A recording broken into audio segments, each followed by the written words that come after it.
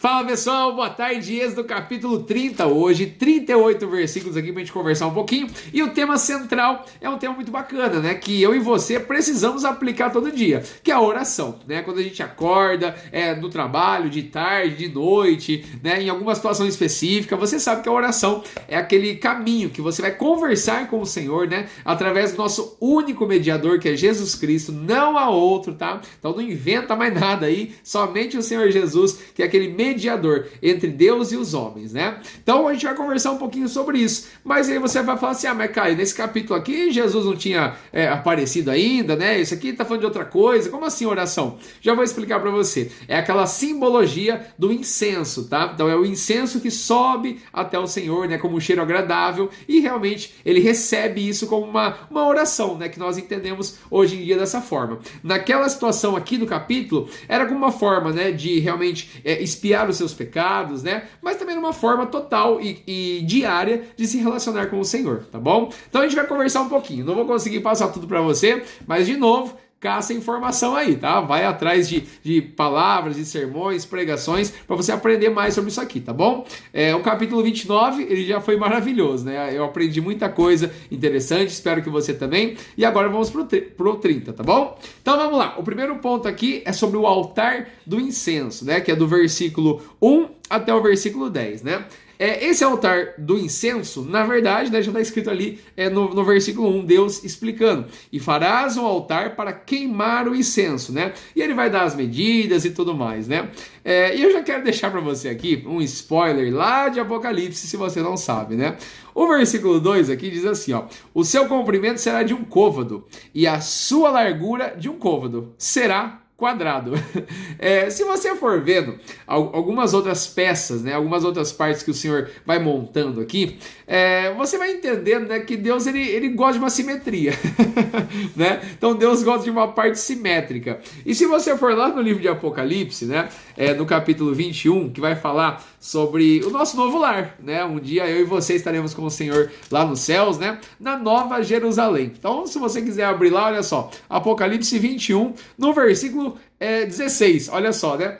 Ele está falando da Nova Jerusalém, a nova cidade que eu e você um dia habitaremos, né? E tá dizendo assim, ó: e a cidade estava situada em quadrado, e o seu comprimento era tanto como a sua largura.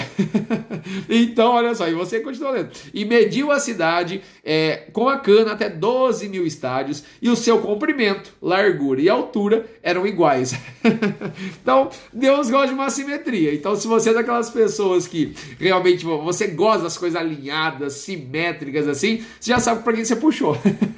E eu vou confessar, né? Eu realmente eu sou assim para algumas coisas, viu? Eu gosto de alinhar tudo certinho, né?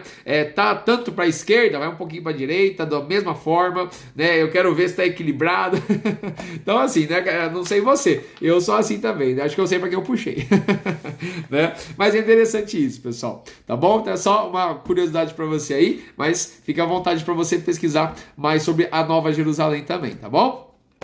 Bom, então isso aqui é interessante porque vão ser queimados os incensos para chegar ao Senhor. E eu marquei aqui no meu caderninho, né, que ele está totalmente ligado à oração. E de novo, o Senhor Jesus é o nosso único mediador, né? É aquele que por sacrifício vivo, perfeito e santo, né, pagou o preço por mim e por você, e hoje nós temos livre acesso a Deus através dele, não através de nós mesmos, né? Nunca, nunca, nunca.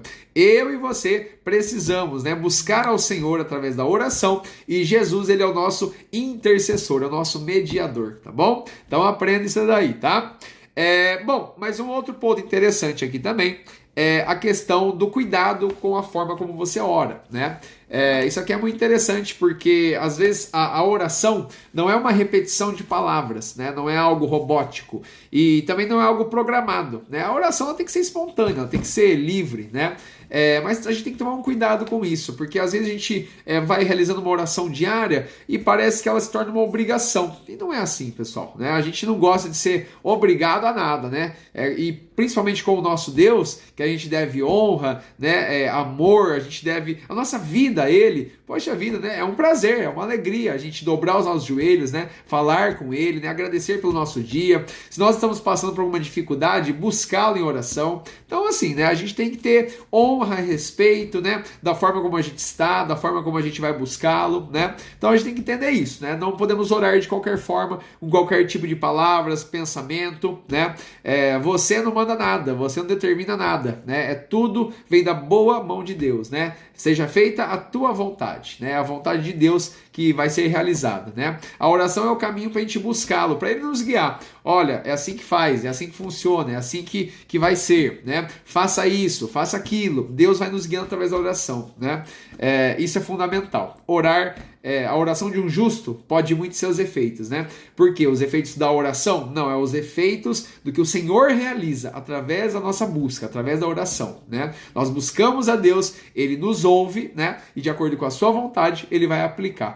E se não for do jeito que você quer, vai ser do jeito dele, que é muito melhor, e Ele vai te explicar mais pra frente por que ele fez assim, tá bom? Então, se você tem alguma causa aí, né, que você fala assim, não, mas Deus não me ouviu, Deus não me responde, Deus isso, Deus aquilo, calma que uma hora Ele vai falar, Ele vai responder, Ele vai mostrar, né, que não era bem assim como você desejava, como você queria, como você estava intercedendo. Não, não é pela vontade dele, né? Nós, pela fé, buscamos a Ele, mas é Ele quem faz o final, né? É Ele quem finaliza, é Ele quem fala, é assim, e ponto final. Tá bom? Mas continue buscando, adorando, servindo, né? Ele é um pai amoroso, ele te ouve sim, tá bom? Só tem uma situação na Bíblia que fala, né, que tampa os ouvidos dele por conta de uma oração não respondida, não ouvida, né? Que é por conta dos pecados, né? Quando você vive em pecado, você vive em iniquidade, você acha que o que você está fazendo é certo e ponto final, mas não, você está vivendo em pecado, né? Você sabe que aquilo é errado e para você está tudo bem. Realmente as suas orações não vão ser ouvidas, tá? Porque Deus, Ele ouve a oração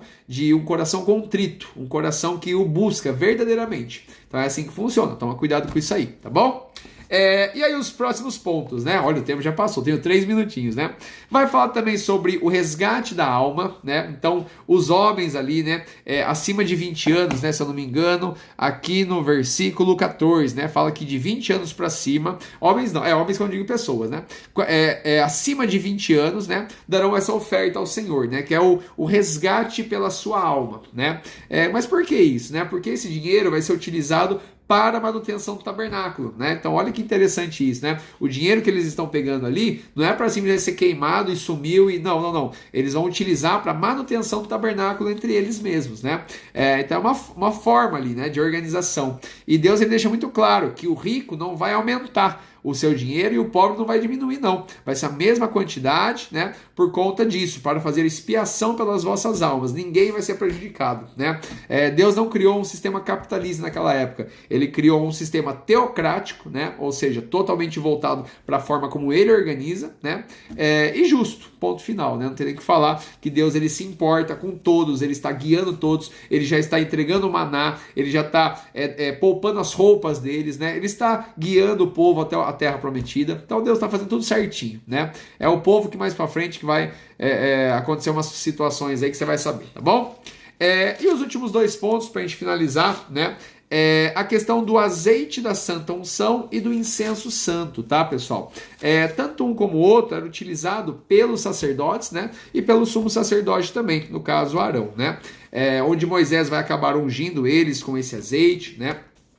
E também os itens do tabernáculo, né? Isso aqui é muito interessante, tá? Isso aqui é muito interessante mesmo, porque hoje em dia, né, às vezes você vê, né, pregações em algumas igrejas que utilizam esse azeite, né, para ungir pessoas, né, para ungir objetos e tudo mais.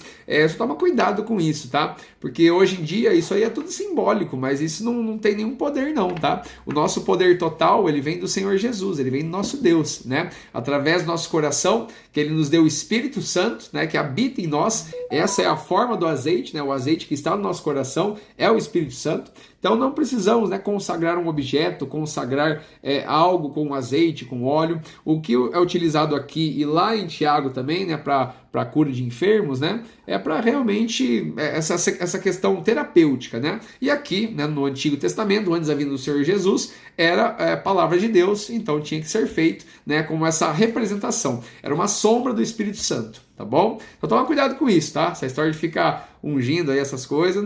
Hoje não. Hoje é você buscar ao Senhor de todo o seu coração, com as suas palavras, com o seu coração e crer que o Espírito Santo habita em você e é Ele quem faz, tá bom? Olha, o tempo passou, hein? Então a gente se vê no capítulo 31. Um grande abraço, Deus abençoe.